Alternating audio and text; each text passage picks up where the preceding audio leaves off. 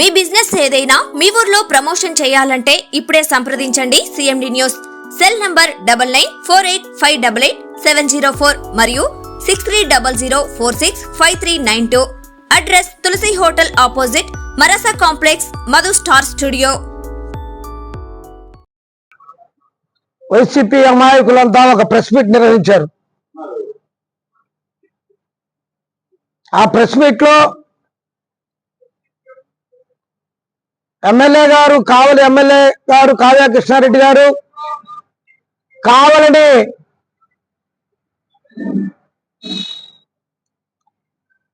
అక్రమ కావల్లో ఉండే వైసీపీ వాళ్ళ మీద అక్రమ కేసులు బనాయిస్తున్నారని, అలాగే కావల్ని కాపలా కాదు ఇంకేదో చేస్తున్నారని చెప్పి రకరకాల మాటలతో మాట్లాడటమే కాకుండా శాసనసభ్యులు గారు శరవాయనం, మరి దాన్ని ఏమంటారు కరెక్ట్ తెలియదు నాకు, దాని ద్వారా ఆయన పలుకులు కూడా వినిపించారు. ఎమ్మెల్యే గారు గురించి ఎమ్మెల్యేగా మాజీ ఎమ్మెల్యే కానీ వైసీపీ సభ్యులు మాట్లాడిన ప్రతి మాటను మేము నిర్బంధంగా ఖండిస్తా ఉన్నాం.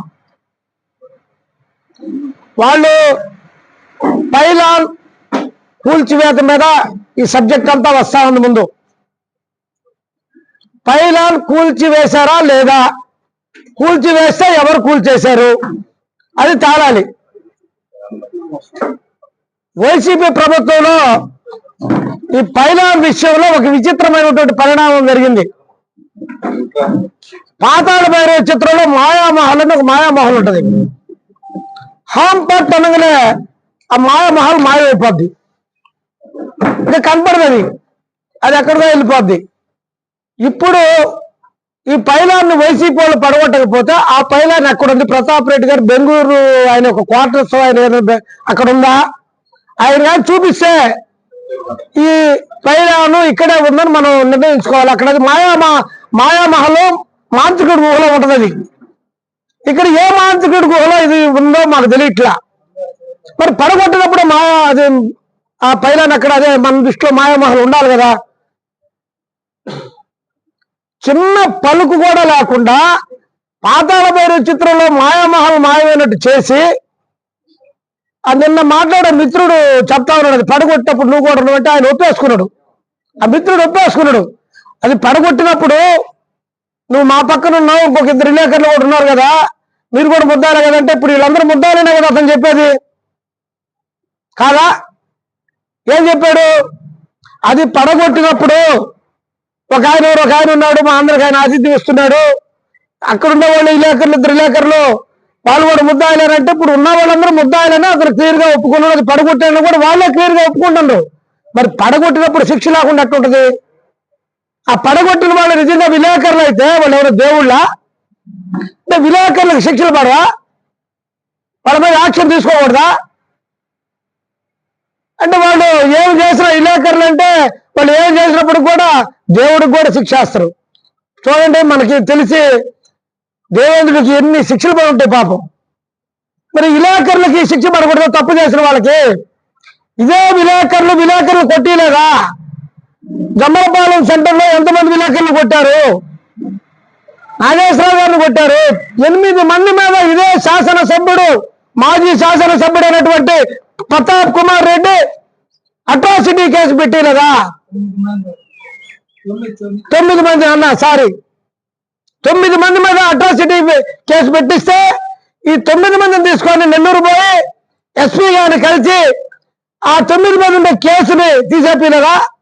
అప్పుడు నువ్వు సత్యవంతుడివి, పాపం విలేకరులు అంటే నీకు మంచి అభిప్రాయం ఉంది, వాళ్ళకి ఏ ఇబ్బంది పెట్టలేదు అన్నాడు విష్ణువర్ధన్ రెడ్డి గారు. మరి అప్పుడు విలేకరులు ఎవరు నీకు గుర్తు రాలేదా? నాగేశ్వరరావు కొట్టినప్పుడు పెద్ద ర్యాలీ చేస్తా ఉంటే ఆ ర్యాలీకి అడ్డుకునే ప్రయత్నం చేయలేదా? ఆయన విలేకరు కాదా? ఎవరండి విలేకరులు అయితే వాళ్ళు ఏమి చేసినా, వాళ్ళు తప్పు చేసినా, వాళ్ళు కొట్టినా, వాళ్ళు బ్లాక్ మెయిల్ చేసినా వాళ్ళు ఏం అనకూడదు. విలేకరులు సబ్జెక్ట్ కాదు, విలేకరులు ముందు పెట్టి నడిపిస్తున్నారు మొత్తం. విలేకరులు వాళ్ళలో కూడా ఎంతమంది ఉన్నారో కరెక్ట్గా నాకు తెలియదు. అసలు వాళ్ళు విలేకరులో కాదో కూడా నాకు తెలీదు. ఒక ఆయన వాళ్ళ సొంత విలేకరి కేఎస్ఎన్ ఆయన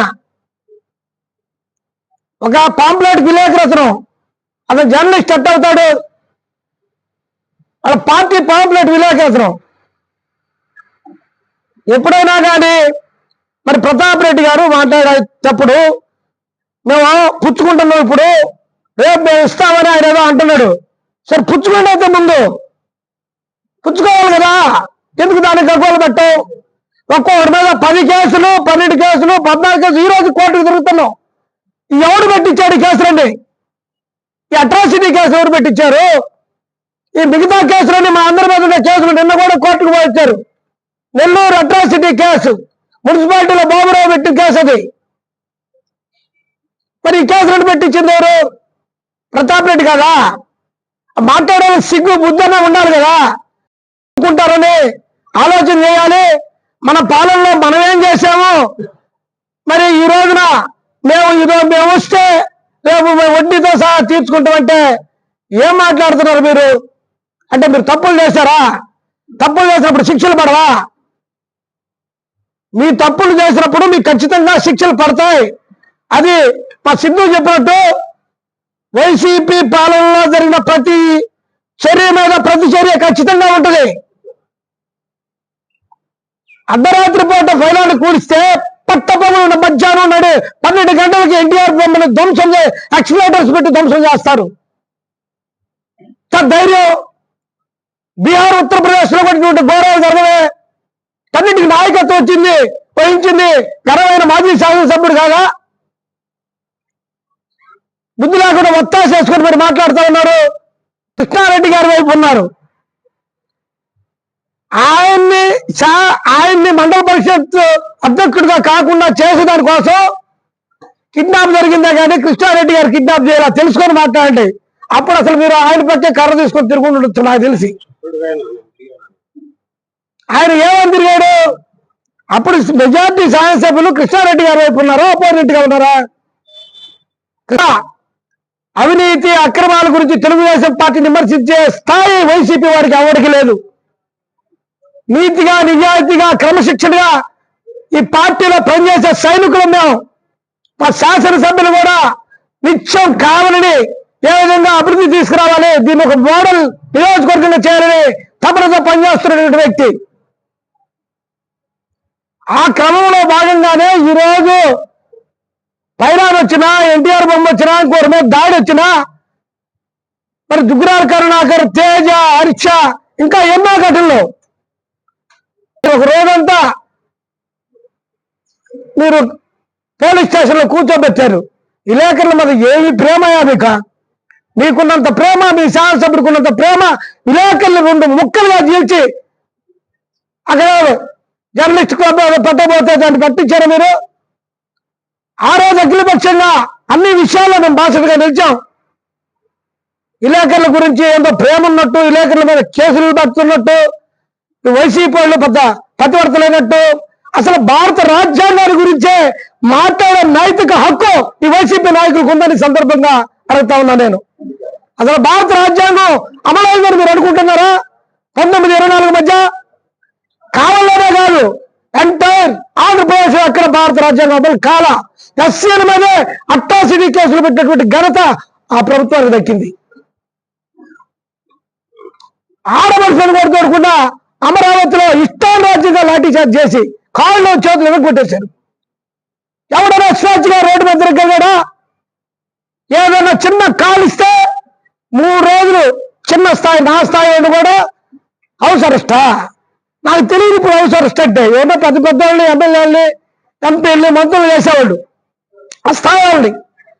జ్యోతిబాబురావు స్థాయి కూడా హౌస్ అరెస్ట్ 3 రోజులు. మీ పాలన అది, మీ గబ్బు పాలన. మీరు మళ్ళీ ఇంకొకరి గురించి రెడ్ బుక్, ఆ బుక్, ఈ బుక్ అని దర్శిస్తారా?